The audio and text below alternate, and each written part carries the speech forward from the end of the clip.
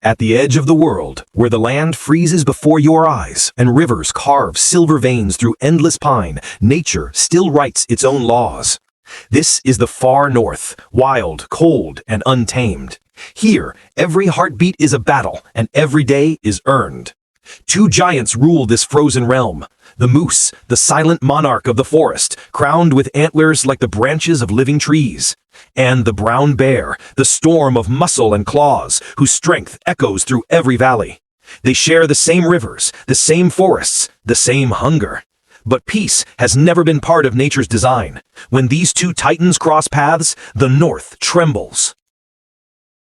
He is the undisputed king of the wetlands, the moose, a creature of size and silence, standing more than 7 feet tall at the shoulder and weighing nearly 1,600 pounds. He towers above wolves, elk, even the mighty caribou. Each spring, his antlers grow anew, 6 feet across, a living crown of bone and velvet. They are his pride, his weapon, his identity. When autumn comes, the velvet peels away, revealing sharp, hard tines ready for combat. He rules the lakes, feeding on water lilies and willow branches. With each step, his reflection ripples across the still surface, a ghostly mirror of ancient power. He moves slowly, but every motion carries purpose, calm, deliberate, confident. Yet beneath that peace lies tension. Because in the north, stillness is never safety. Every shadow hides eyes, and every scent carries a warning. While the moose grazes in the morning mist, another power awakens among the spruce. A brown bear emerges from his den, muscles rippling beneath his thick coat, eyes half closed from hibernation, but already hungry. He is one of the largest carnivores on Earth, 1,200 pounds of strength, able to crush bones with a single bite and sprint at 35 miles per hour. Despite his bulk, he moves with astonishing silence. Every step is measured, every breath deliberate. To the bear, the forest is a feast waiting to be claimed. Berries, salmon, carrion, he is an opportunist. But when hunger gnaws and easy prey vanishes, his gaze turns toward the moose. He has fought before. He knows the risks. A moose is no easy meal. One misstep could mean shattered bones or a fatal antler strike. But nature doesn't reward hesitation. It rewards those who act. As the seasons turn, the north transforms. In summer, the land is alive. Rivers roar with melted snow, and the air hums with insects. The moose thrives, feasting and bulking up for what's to come. The bear, too, gorges himself, devouring up to 90 pounds of food a day. But soon, the nights lengthen, and frost bites the ground. By autumn, every creature feels the urgency of survival. The forests echo with calls of rutting moose, males locking antlers, testing dominance, proving their right to breed. Blood stains the frost. Strength decides legacy. For the brown bear, this is the season of final chances. He must store enough energy to endure months of sleep. Failure means death. So every scent, every noise, every movement becomes a potential meal. One such sound, the cry of a young moose calf, cuts through the air. The bear listens. He lowers his head and moves through the brush like a shadow. The mother moose stands in the shallows, her calf beside her. Steam rises from their breath in the cold morning air. But the forest has gone too quiet. The bear is close. Downwind, hidden, watching. His ears flick forward, nostrils flaring, muscles coiled like springs. 100 yards, 80, 50. Then, silence breaks. The bear charges. The ground shakes beneath his weight as he explodes from the undergrowth, a thunder of fur and fury. The mother moose spins around, instinct faster than thought. She pushes her calf behind her and lowers her head. Antlers meet claws. Hooves slam into the earth. A roar splits the valley.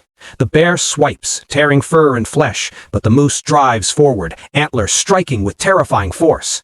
Each blow is a gamble, life or death in every movement. The bear lunges for her throat. She kicks, connects, sending him reeling. For a moment, predator and prey lock eyes, raw will against raw hunger. Then the bear retreats, not from fear, but from respect. He knows this fight could cost him more than it's worth, and in the north, even kings must choose their battles. Winter arrives like an ancient ghost, quiet, merciless, and absolute. The rivers freeze, the trees bow beneath snow, and food vanishes from the land. The bear finds his den and disappears into sleep, heart rate dropping, body conserving every ounce of energy. His world narrows to dreams and survival. But the moose cannot rest. He must endure, moving through chest-deep snow, scraping bark from frozen trees, surviving on almost nothing. Wolves follow his scent, ravens trace his steps. Every day is a victory simply for standing. In the north, survival is not glory, it is endurance, silent, painful, necessary. After months of darkness, the bear stirs. He emerges, thin but alive. The air smells of thawing soil and distant life. The rivers run again, carrying salmon upstream. The moose too has survived, battered, scarred, but standing. His antlers begin to grow once more, covered in soft velvet. New life fills the forest. Calves are born, birds return, the land breathes again. But beneath this rebirth lies the same eternal rhythm. Hunter and hunted, power and vulnerability, creation and destruction. The balance remains fragile, yet unbroken. And once more, the bear lifts his head toward the scent of moose drifting on the wind. It happens rarely, when hunger, timing, and chance align. A full-grown bull moose and a brown bear cross paths in open terrain. No calf, no weakness, no retreat. The bear circles, low and deliberate, testing his opponent. The moose squares up, muscles tense, antlers glinting like blades. For a few seconds, they simply stare. Two ancient powers, measuring one another, both aware of what's at stake.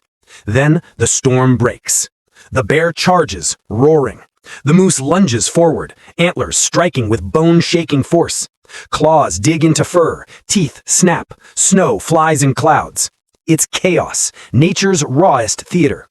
The moose pushes with sheer strength, antlers gouging deep. The bear holds, claws tearing at his flank. Both bleed, both refuse to yield. Minutes feel like hours. Then, with one final surge, the moose throws his massive head, breaking the bear's grip. The predator stumbles back, panting, exhausted, eyes locked with grudging respect. This time, the king of the forest stands victorious. But the cost is written in blood and scars, reminders that no victory in nature comes free. Tomorrow, the bear will heal. Tomorrow, another moose may fall. In the wild, the cycle never ends. In this vast frozen wilderness, there are no villains, no heroes, only survivors. Every creature plays its part. The hunter, the hunted, the scavenger, the seed-bearer. The moose feeds the forest when he dies. The bear feeds her cubs when she hunts. Each life fuels another, and through that endless exchange, the wilderness endures.